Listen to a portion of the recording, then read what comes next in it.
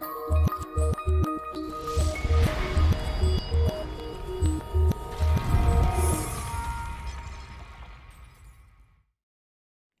ladies and gentlemen, and welcome back to the channel. Welcome back to another Football Manager experiment, where today we're going to take a look at Solomon Islands and what we can do to get them to be a footballing powerhouse. Of course, it is a classic for our kind of channel, taking a look at these smaller countries and looking at how well we can get them to grow.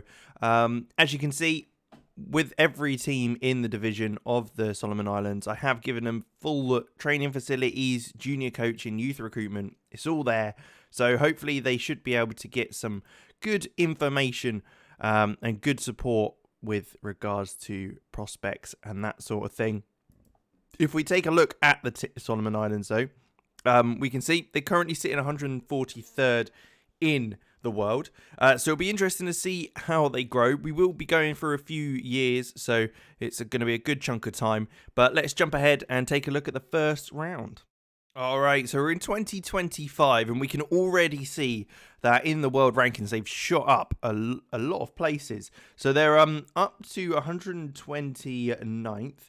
And we can see here they're just above Indonesia and Libya, just below Tanzania and St. Kitts and Nevis. So they're improving a lot, which is great to see. They've shot up, as you can see, in the kind of over the period of time. Looking at that key player is now one of these youth prospects. It is Selwyn Anisi. Not a bad looking player, some good aggression, a centre midfielder, can also play fullback as well. 17 years old, so I'm sure there's plenty of room to grow. But that'll be very, very good to see. We can see some of their top players have moved on. Rafael Lié now at Melbourne City as well. But along with that, we've got Marlon Alaha. He's also developing quite nicely. Eddie Suri's another young player who's also developing in the squad. So it's good to see that there are improvements showing. Schedule-wise, if we take a look back to where we were, we can see they didn't qualify for the World Cup through the qualifications. They did manage to beat Fiji, though, 3-2, which is good to see. A bunch of friendlies against small teams, which were comfortable victories. That continued into the following year. In 2023, in the Pacific Games, they did get to the final, losing to New Zealand under 23s 2-1, which is not a bad result, really. They didn't concede. Their average of 2 to 3 goals a game shows that they are very much looking very dominant in the area that they're in. But we can also see here that in the World Cup qualifiers and in the Nations Cup round, they are struggling a little bit.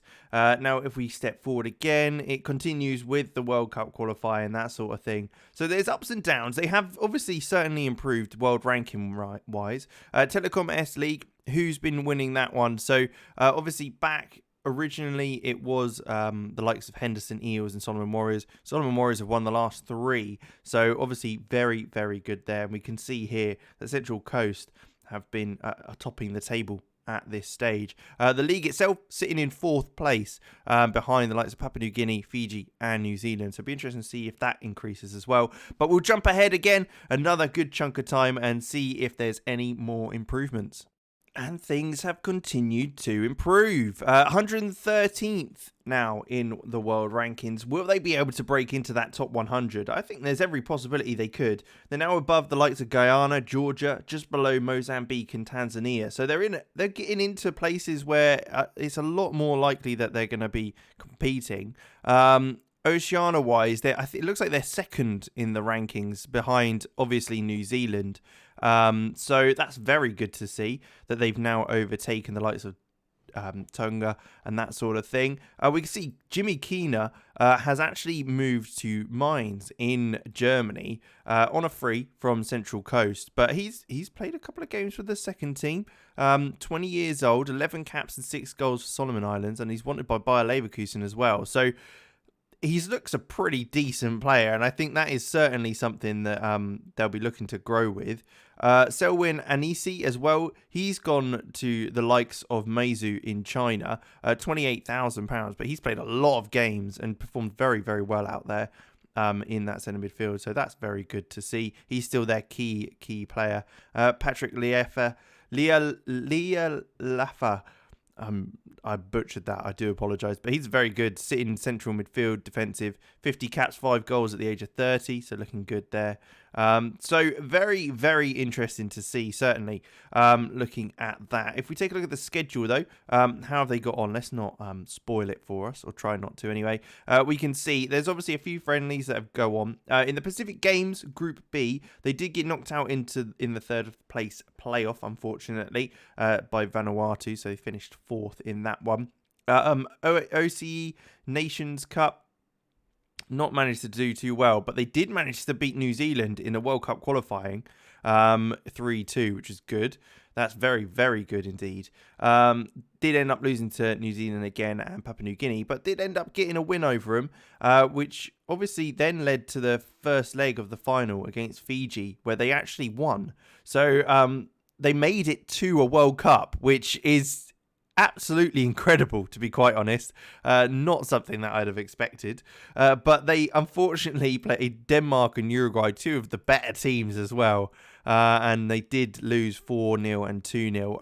To be fair, could have been a lot worse for someone who's only just made that. So very impressive. And in the Pacific Games as well, they've won that, beating Tahiti in the final. So I mean, they're becoming better and better, certainly, and it's great to see. They've also reached the OCE Nations Cup final, beating New Zealand in the semi-final, only losing to Fiji 1-0. So, again, they're performing very, very well. And the World Cup qualifying, again, they're looking solid as a rock.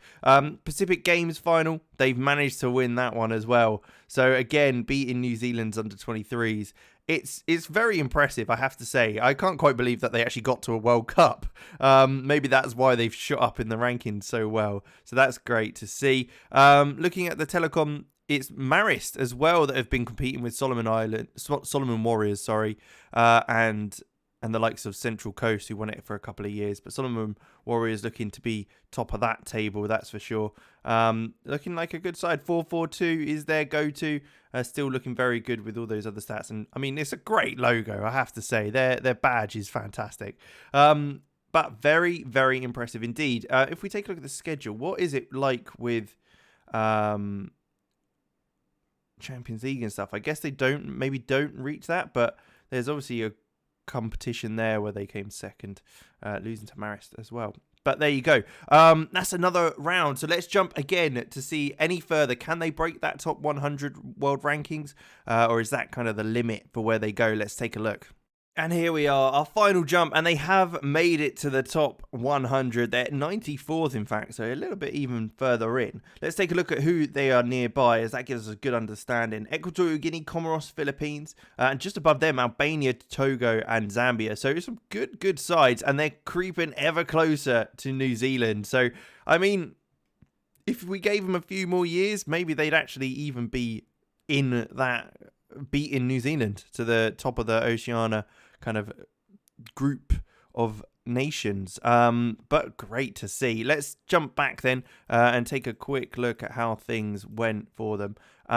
So World Cup qualifying, we obviously saw that, and that they lost in the World Cup. Lost to Fiji, we saw that there.